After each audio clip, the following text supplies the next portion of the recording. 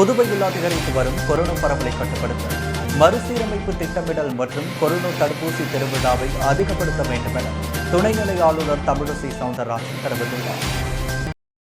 இந்த கூட்டத்தில் அதிகரித்து வரும் கொரோனா பரவலை கட்டுப்படுத்த மறுசீரமைப்பு திட்டமிட்டல், தடுப்பூசி திருவிழாக்களை அதிகப்படுத்துதல், தடுப்பூசி போடப்படும் விகிதத்தை இந்திய அரசு வழிகாட்டுதல் படி நடைமுறைப்படுத்துதல், எல்லை நுழைவை தீவிரமாக கண்காணித்தல், காரைக்கால், மாஹே, ஏனாம் பகுதிகளில் உள்ள மருத்துவ கட்டமைப்பு வசதியை அதிகப்படுத்துதல், கோவிட் வார அறையில் உள்ள கோவிட் சம்பந்தமான அவசர தேவைக்கு தொடர்பு கொள்ளும் 104 தொடர்பு எண்ணின் இணைப்புகளை அதிகரித்தல் மற்றும் தொலைபேசியில் மருத்துவ ஆலோசனைகள் வழங்க ஏற்பாடு செய்தல், வீட்டில் தனிமைப்படுத்தப்பட்டவர்கள் எளிதில் இணைப்பு வசதி பெற வழிவகை செய்தல், மருத்துவம் பயிலும் மாணவர்கள் மற்றும் மருத்துவ ஊழியர்கள் அல்லாதவர்களை கோவிட் வார அறையின் சேவைக்காக ஈடுபடுத்துதல், கட்டுப்பாட்டு மண்டலங்களை தீவிரமாக கண்காணித்தல், அனைத்து மருத்துவ வசதிகளையும் அளித்தல், அங்குள்ளவர்களுக்கு தகவல் தொழில்நுட்ப தொழிற்சாலைகள் போன்ற மற்ற தொழிற்சாலைகளையும் வீட்டிலிருந்து வேலை செய்ய வலியுறுத்தல், நடமாடும் மருத்துவ குழுவை அதிகப்படுத்தி கொரோனா சோதனைகளை தடுப்பூசி போடுதலையும் அதிகப்படுத்துதல், கட்டுப்பாட்டு மண்டலங்களை சிறியதாக பிரித்து சமுதாய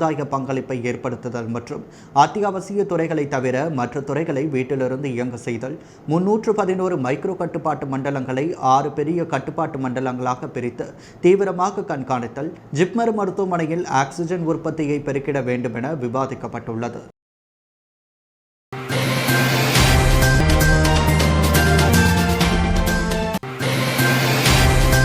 புதுச்சேரியில் புதியதாக 2007 நபர்களுக்கு கொரோனா வைரஸ் தொற்று உறுதி செய்யப்பட்டுள்ளது.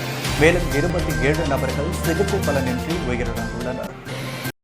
தொற்று பரவல் வேகம் எடுத்துள்ள காரணத்தால் கடந்த சில நாட்களாக தினமும் 1000க்கும் மேற்பட்டவர்கள் பாதிக்கப்பட்டு வருகின்றனர். உயிரிழப்பவர்களின் எண்ணிக்கையும் 20ஐ தாண்டியே இருந்து வருகிறது. இதனால் புதுச்சேரி மக்கள் மிகுந்த அச்சத்திற்குள்ளாகியுள்ளனர். இந்த நிலையில் புதுச்சேரியில் இன்று புதியதாக 2007 நபர்களுக்கு கொரோனா வைரஸ் தொற்று உறுதி செய்யப்பட்டுள்ளது.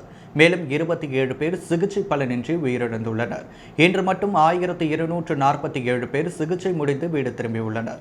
இதனால் மொத்த பாதிப்பு எண்ணிக்கை 77,031ஆகவும் உயிரிழப்பு 1045ஆகவும் உயர்ந்துள்ளது.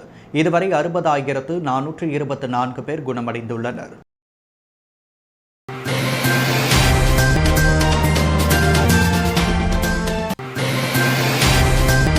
ஹைதராபாத்தில் நடைபெற்ற அண்ணாத்த படப்பிடிப்பை முடித்துவிட்டு நடிகர் ரஜினிகாந்த் தனி விமானம் மூலம் சென்னை திரும்பினார். சிறுத்தை சிவா இயக்கத்தில் நடிகர் ரஜினிகாந்த் நடிக்கும் அண்ணாத்த படத்தின் படப்பிடிப்பு ஹைதராபாத்தில் உள்ள ராமோஜிராவ் பிலிம் சிட்டியில் நடைபெற்று வந்தது. இதில் ரஜினிகாந்துடன் நயன்தாரா, மீனா, குஷ்பு, கீர்த்தி சுரேஷ், பிரகாஷ் ராஜ் உட்பட பலர் நடித்து வந்தனர். கடந்த ஆண்டு இந்த படத்தின் ஷூட்டிங்கின் பொழுது 8 நபர்களுக்கு கொரோனா தொற்று உறுதியானதால் படப்பிடிப்பு நிறுத்தப்பட்டது. இதைத் தொடர்ந்து ரஜினிகாந்திற்கும் உடல்நிலை பாதிப்பு ஏற்பட்டதால் அவர் ஓய்வெடுக்க சென்னை திரும்பினார். பின்னர் சிறிது இடைவெளிக்கு பிறகு கடந்த மாதம் முதல் படப்பிடிப்பு மீண்டும் துவங்கியது.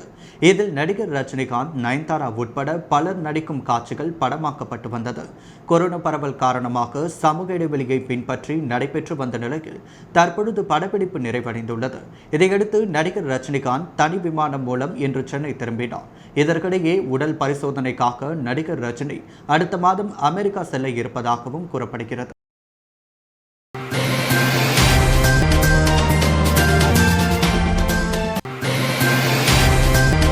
பாஜகவை சேர்ந்த VP ராமலிங்கம், வெங்கடேசன், அசோக் பாபு ஆகியோரை சட்டமன்ற உறுப்பினர்களாக மத்திய அரசு உத்தரவு பிறப்பித்ததை அடுத்து அவர்கள் மாநில தலைவர் சுவாமிநாதனை சந்தித்து வாழ்த்து பெற்றனர். புதுச்சேரி சட்டப்பேரவைக்கு 3 நியமன சட்டமன்ற உறுப்பினர்களை மத்திய அரசு நேரடியாக நியமிப்பது வழக்கம். தற்பொழுது நடந்து முடிந்த சட்டப்பேரவை தேர்தலில் தேசிய ஜனநாயக கூட்டணி 16 இடங்களில் வெற்றி பெற்று ஆட்சியை பிடித்தது. முதல்வராக NR காங்கிரஸ் தலைவர் ரங்கசாமியை தேர்வு செய்து கடந்த 7ஆம் தேதி அவருக்கு துணைநிலை ஆளுநர் தமிழிசை சவுந்தரராஜன் பதவி பிரமாணமும் ரகசிய காப்பு பிரமாணமும் செய்து வைத்தார். இதனையடுத்து மத்திய அரசு பாஜகவை சேர்ந்த வெங்கடேசன், VP ராமலிங்கம், அசோக் பாபு ஆகிய 3 பேரை நியமன சட்டமன்ற உறுப்பினர்களாக நியமித்து உத்தரவு பிறப்பித்தது. இதனையடுத்து இந்த உத்தரவு புதுச்சேரி அரசிதழிலும் உடனடியாக வெளியிடப்பட்டது. இதையடுத்து பாஜக நியமன சட்டமன்ற உறுப்பினர்கள் 3 பேரும் பாஜக தலைமை அலுவலகத்தில் மாநில தலைவர் சுவாமிநாதன் மற்றும் பொதுச் செயலாளர் ஏம்பலம் செல்வம் ஆகியோரை சந்தித்து பொன்னாடை போர்த்தி பூங்கொத்து கொடுத்து வாழ்த்துக்களை பெற்றனர்.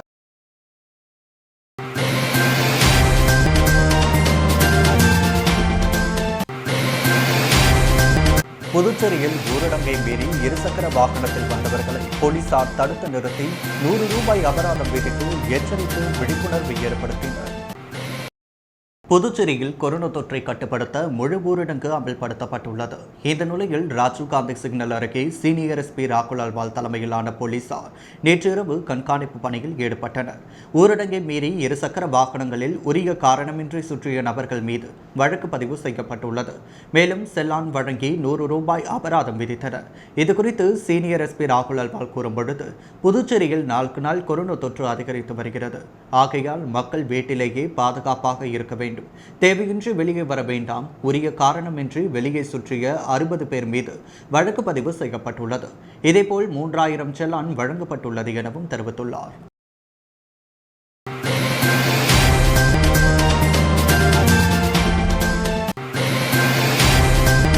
மக்களுக்கு சேவை செய்யும் செவிலியர்கள் பாதுகாப்பாக இருக்க வேண்டும் என உலக செவிலியர் தின விழாவில் பங்கேற்ற துணைநிலை ஆளுநர் தமிழிசை அறிவுறுத்தியுள்ளார்.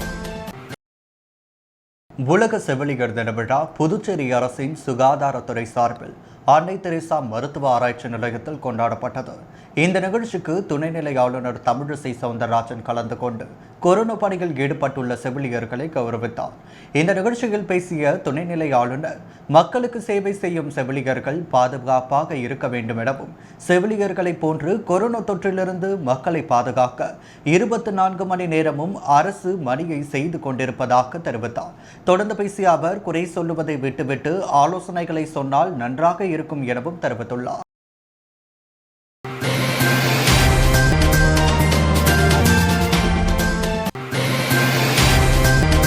புதுச்சேரியில் கொரோனா தடுப்பு பணிகளை முடக்கிவிடாவிட்டால் புதுச்சேரி மாநிலம் சுடுகாடாக மாறிவிடும் என முன்னாள் முதல்வர் நாராயணசாமி எச்சரிக்கை விடுத்துள்ளார். இதுகுறித்து புதுச்சேரி முன்னாள் முதல்வர் நாராயணசாமி கூறுகையில், கடந்த ஒரு மாதமாக கொரோனாவின் தாக்கம் படிப்படியாக அதிகரித்து தற்பொழுது உச்சநிலையில் இருக்கிறது. தற்பொழுது தளர்வுகளுடன் கூடிய ஊரடங்கு அறிவிக்கப்பட்டுள்ளது. ஆனால் மக்கள் நடமாட்டம் சகஜமாக இருக்கின்றது. இதனை கட்டுப்படுத்த கடுமையான நடவடிக்கைகளை எடுக்க வேண்டும்.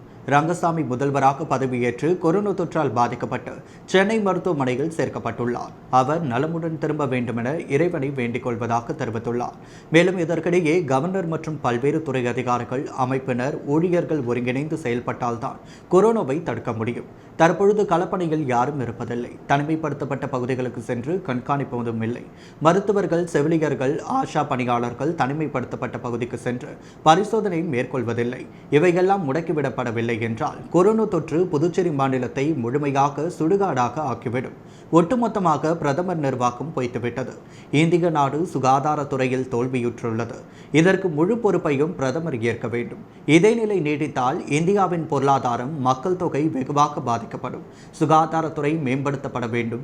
அதற்கான நடவடிக்கைகளை போர்க்கால அடிப்படையில் மத்திய அரசு செய்ய வேண்டும். மாநில அரசுகளுக்கு நிதியுதவி அளிக்க வேண்டும். கொரோனாவால் பாதிக்கப்பட்ட குடும்பங்களுக்கு உதவி செய்ய வேண்டும். வேலைவாய்ப்பில்லாமல் வீட்டில் முடங்கியுள்ள ஏழை தொழிலாளர்களுக்கு நிவாரணம் வழங்க வேண்டும். வங்கிகளில் வாங்கிய கடனுக்கான காலத்தை நீட்டிக்க வேண்டும் எனவும் தெரிவித்துள்ளார்.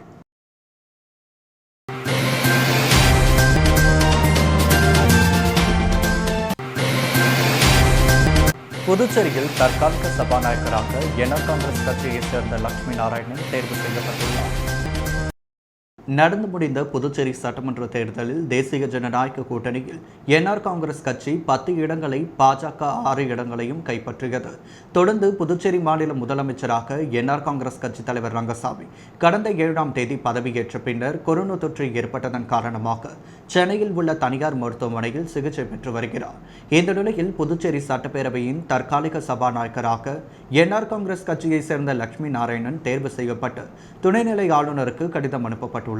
லட்சுமி நாராயணன் கடந்த நாராயணசாமி ஆட்சியில் காங்கிரஸ் கட்சியிலிருந்து பதவி விலகியதால் காங்கிரஸ் அரசு ஆட்சியை இழந்தது குறிப்பிடத்தக்கது. தொடர்ந்து என்ஆர் காங்கிரஸ் கட்சியில் சேர்ந்த அவர் ராஜ்பவன் தொகுதியில் போட்டியிட்டு வெற்றி பெற்றார். தற்பொழுது தற்காலிக சபாநாயகராக தேர்ந்தெடுக்கப்பட்டுள்ளார் என்பது குறிப்பிடத்தக்கது. மேலும் முதலமைச்சர் ரங்கசாமி குணமடைந்து புதுச்சேரி திரும்பிய பின்னர் துணை முதல்வர், அமைச்சர்கள் மற்றும் சட்டமன்ற உறுப்பினர்கள் பதவியேற்பு விழா நடைபெறும் என தகவல் வெளியாகியுள்ளது.